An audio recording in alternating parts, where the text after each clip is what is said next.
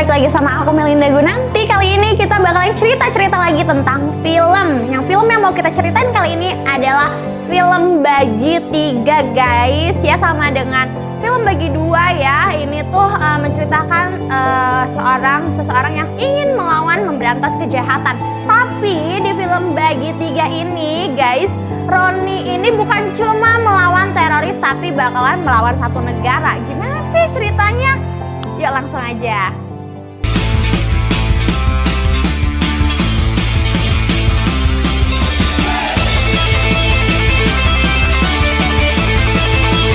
Bocah ini sedang mabar layangan, adu mulut pun terjadi. Anak yang layangannya putus tidak terima lalu memukul bocah lainnya. Mengatakan kalau dia terus-menerus memukulnya, dia akan mengadukan hal ini ke adiknya.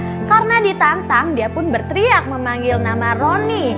Dalam sekejap, Roni pun datang di hadapannya. Para bocah ini menertawakan karena yang dipanggilnya ternyata lebih kecil. Roni mengatakan jika ada yang berani mengganggu abangnya, maka dia tidak akan tinggal diam. Kemudian dia pun membalas bocah-bocah yang sudah berani memukul saudaranya. Namun perkelahian segera terhenti di depan kedua kaki ayahnya. Di rumah Roni malah kena ikat pinggang ayahnya yang seorang kepala polisi, Vikram. Sang kakak meminta maaf sudah menyusahkan adiknya, namun Roni dengan santuy menjawab, "Gak apa-apa kok, cuma celananya sedikit kotor." Bahkan sepulang sekolah pun Roni tetap menghibur hati kakaknya agar jangan terus bersedih. Dan paman mereka pun tiba. Vikram menanyakan mengapa bukan ayahnya yang menjemput mereka. Rupanya ayah mereka sedang terbaring sekarat di rumah sakit karena mendapat luka tembak ketika sedang bertugas menyelamatkan warga dari serangan para gangster. Melihat ayahnya terbaring, tangis Vikram pun langsung pecah. Namun sang ayah malah memanggil Roni, menjabat tangannya dan meminta untuk berjanji kepadanya agar menjaga kakaknya Vikram dan selalu ada di sampingnya. Permintaan yang aneh. Namun ayahnya yang bijak tahu setiap karakter dari anak-anaknya. Kok jadi sedih ya guys? Kita lanjut yuk. Wanita ini berjalan berputar, mengangkat handphonenya untuk mencari sinyal. Ketika sinyal berhasil didapatkan, dia pun tersadar kalau dia sedang berada di dalam toilet pria. Untuk menutupi malu, dia malahan marah-marah kepada pria itu dan ingin meninggalkan mereka pergi. Ketika hendak membeli cemilan, mendapati pria di sebelahnya yang sedang menangis sedih. Mengetahui bahwa sedihnya karena film yang barusan ditontonnya, si wanita ini dengan semangat mencoba menghibur, menenangkannya. Namun tidak sengaja pria ini menumpahkan makanannya ke badan berandalan yang menabraknya. Pria ini marah, yang ini kemudian mendorongnya. Karena didorong, dia pun meneriakkan nama Roni dari dalam bioskop. Roni pun segera berdiri, bergaya dan segera datang ke hadapan mereka. Mengetahui kalau kakaknya Vikram telah menumpahkan makanan ke baju mereka, Roni pun meminta maaf dan mengajak kakaknya untuk segera pergi. Tapi dia melihat ada luka di balik telinga sang kakak. Dia sadar kalau kakaknya sudah dipukuli sama mereka. Dia pun segera berbalik dan menceraikan gigi pada botak, kemudian men-smackdown-nya. Marah dengan apa yang telah mereka lakukan terhadap kakaknya, menendang, menahan 3 lapis pria ini di kakinya. Pak Camat itu ya melintir dengan kedua pria ini dan menghempaskan mereka dengan kekuatan ototnya. Wih, keren. Kemudian menyeret seorang pria menghantam gerobak Jasuke dan kembali mengejar si botak yang telah berani memukul kakaknya dan akan segera memfatalitinya. Namun sang kakak menahan, memintanya meredam amarahnya. Kakak penakut dan seorang adik yang pemberani. Apakah ada di kehidupan nyata ya? Kita geser ke next yuk. Setelah lampu dimatikan oleh Vikram, sang kakak, adiknya Roni mulai beraksi, memukul jatuh beberapa orang gangster di dalam kegelapan lalu kembali bersiul. Lampu kembali dihidupkan, Roni pun bergerak memikul seorang pria keluar. Ketika lampu kembali dipadamkan, dia pun melanjutkan aksinya. Berhasil melumpuhkan beberapa orang, kemudian menyeret mereka keluar. Permainan mati lampu gangster ini membuat para gangster ini kebingungan. Bahkan ketika Roni menyusup ikut mencari, mereka pun tak menyadarinya kalau lawan bicaranya adalah seorang yang mereka cari lari. Kemudian tanpa membuang waktu lagi, Roni pun segera mengeluarkan segala kemampuannya untuk menghabisi satu persatu para gangster yang telah menyerbu banyak warga dan meminta tebusan atas mereka. Setelah semua penjahat dilumpuhkan, meminta kakaknya untuk melanjutkan pembebasan Sandra, lalu dia pun segera pergi. Rasa senang bisa selalu menepati janjinya kepada mendiang sang ayah yang memintanya untuk menjaga sang kakak kapanpun dan dimanapun juga. Memberi isyarat kalau dia akan selalu ada untuk sang kakak. Mendengar ada seorang anggotanya yang berhasil melumpuhkan banyak penjahat sendirian dan membebaskan para Sandra, kepala polisi ini segera mendatangi polsek di mana Vikram bertugas, memberikannya apresiasi dan bangga dengan prestasinya yang telah Vikram lakukan.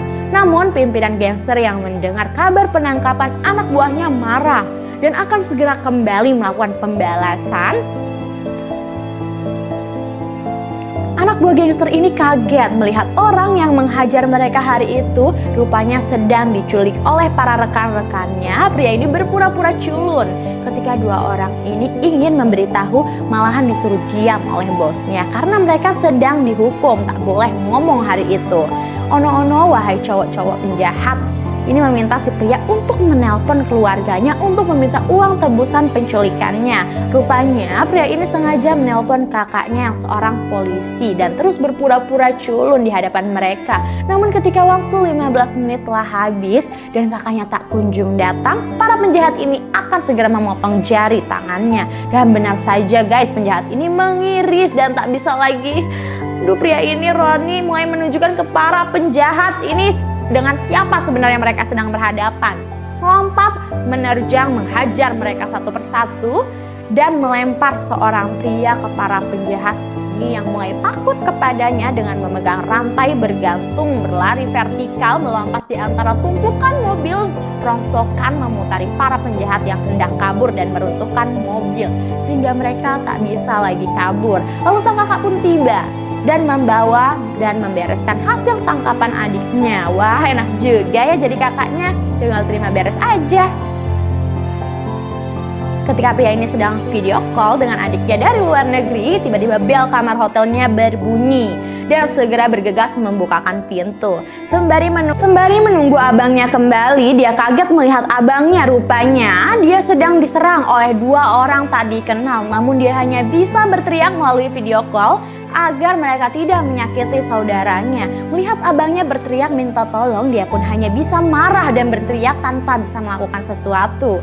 Mengatakan ke penyerang abangnya bahwa dia akan mendatangi mereka dan akan membuat perhitungan berdua dengan adik iparnya. Dia pun segera pergi ke luar negeri untuk mencari abangnya yang hilang di sana. Segera mendatangi kantor polisi setempat, namun karena minimnya informasi, polisi pun tidak bisa banyak membantu mereka. Sepulang dari kantor polisi, seorang menegurnya, mengatakan bahwa dia tahu banyak tentang informasi mengenai sang kakak, meminta mereka mengikutinya. Rupanya mereka dibawa ke sebuah tempat sepi di mana rekan-rekan mereka sudah menunggu. Kemudian menodongkan pisau ke mereka berdua. Rupanya pria ini adalah penjahat amatir yang mencoba merampok dompet dan barang berharga pendatang. Bergaya mengeluarkan jurus kungfu, tapi dalam hitungan ke depan mata dia mendapati teman-temannya sudah tidur nyenyak di lantai. Menyadari dia salah target hari itu, segera meminta maaf dan menangis memohon iba. Malahan diberi sejumlah uang dan diminta jangan melakukan hal ini ke orang lain. Ketika mereka hendak pergi, pria ini memanggil dan mengatakan kalau mereka berdua telah menyentuh tepat di hatinya dan akan membantu untuk menemukan abangnya yang hilang. Ikram yang akan disandra teroris ini berteriak keras memanggil nama adiknya. Seketika Roni pun muncul memecahkan kaca bergantung, kemudian salto mendarat sinematik lalu menghampiri sang kakak. Mereka pun saling berpandangan melepas rindu di hadapan para teroris yang menunggu adegan ini selesai. Ketika hendak memulai marahnya, pemimpin teroris ini tahu dengan sepak terjang pria ini yang telah berani melawan 1, 2, bahkan 3 helikopternya. menghindari tembakan yang tidak mengenainya, lalu berhasil menjatuhkan ledakan semua helikopter yang mereka miliki, mengalahkan banyak pasukan mereka, bahkan pasukan Thanik sekalipun. Penjahat ini dengan cerdas berhasil melawan pacarnya dan mengurung mereka berdua demi keselamatan mereka. Ronnie yang disiksa oleh para teroris ini pun tak bisa melawan melihat apa yang dialami adiknya Vikram, sang kakak yang penakut. Seketika pria memarahi para teroris ini agar tidak mengganggu adiknya. Vikram pun berubah menjadi pemberani, memanjat pagar kemudian mulai menghajar satu persatu para penyerang. Sang adik Ronnie yang melihat Vikram menjadi pemberani senyum senang melihat perubahan pada abangnya. Setelah menghabisi semua teroris, mendapati Ronnie sudah terkuat sekarat bersedih atas kematian sang adik. Rupanya penjahat ini masih hidup. Vikram yang terus berteriak memanggil nama Ronnie membuat Ronnie terbangun dari kematiannya dan kembali menyelamatkan mereka.